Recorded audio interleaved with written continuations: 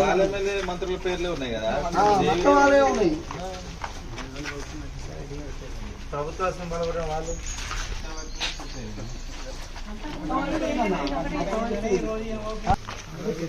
చెప్పిండు. చెప్తే మళ్ళీ ఏమైంది వద్దని చెప్పించి కూడా ఆయన బాగుండదు. ఒకటి అవుతుంది ఎమ్మెల్యే ముఖం పగల.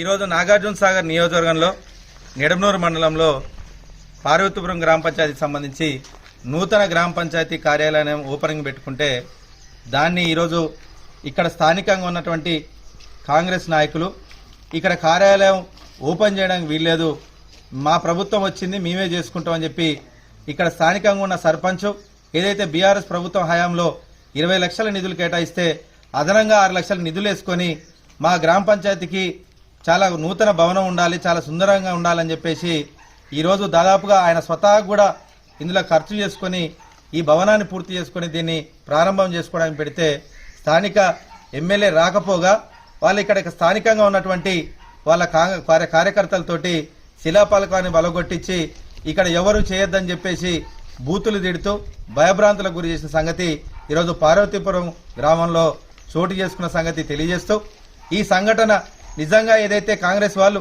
ప్రజాపాలన పేరుతోటి నిరంతరం ప్రజల కోసం పనిచేస్తామని చెప్పేసి ఒకవైపు అసెంబ్లీలో బయట వాళ్ళు ప్రగల్భాలు పలుకుతూ నియోజకవర్గ స్థాయికి వచ్చేసరికి గ్రామాలలో వాళ్ళ కాంగ్రెస్ కార్యకర్తలకు గుండాలను పెట్టేసి ఈరోజు ఇక్కడ భయభ్రాంతులకు గురి చేయడం నిజంగా చాలా బాధాకరం.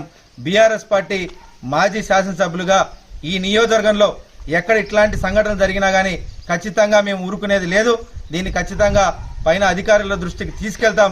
దీన్ని తీవ్రంగా ఈరోజు ఇప్పుడు స్థానికంగా ఉన్నటువంటి ఎస్ఐ గారికి కంప్లైంట్ చేయడం జరిగింది. దాని మీద ఖచ్చితంగా యాక్షన్ తీసుకునే విధంగా మేము పైన అధికారులకు కూడా దీని గురించి తెలియజేస్తాం.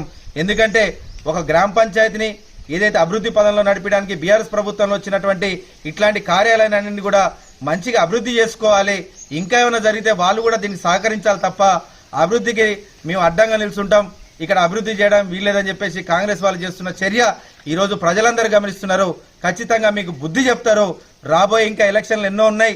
మీరు అప్పుడే మాది మొత్తం వచ్చిందనేది కాదు, ప్రజలు దీన్ని గమనిస్తున్నారు. మీరు కూడా గమనించాలి. ప్రజాపాలన పేరుతో ఒకటి మాటలు చెప్పడం కాదు, స్థానికంగా మీ కార్యకర్తలు కూడా మీ నాయకులు కూడా ఏ విధంగా వ్యవహరిస్తున్నారు ప్రజలు అనేది గమనించి స్థానికంగా ఉన్నటువంటి శాసనసభ్యులు కూడా దీని మీద ఖచ్చితంగా వాళ్ళ మీద చర్యలు తీసుకోవాలి. లేకపోతే మేము నిలబడతాం. ఇక్కడ ఉన్నటువంటి స్థానిక ప్రజలకు ఎట్లాంటి ఇబ్బందులు పెట్టినా కానీ మేము ఊరుకోనేది మాత్రం హెచ్చరిస్తున్నాం అన్న సంగతి తెలియజేస్తున్నాం.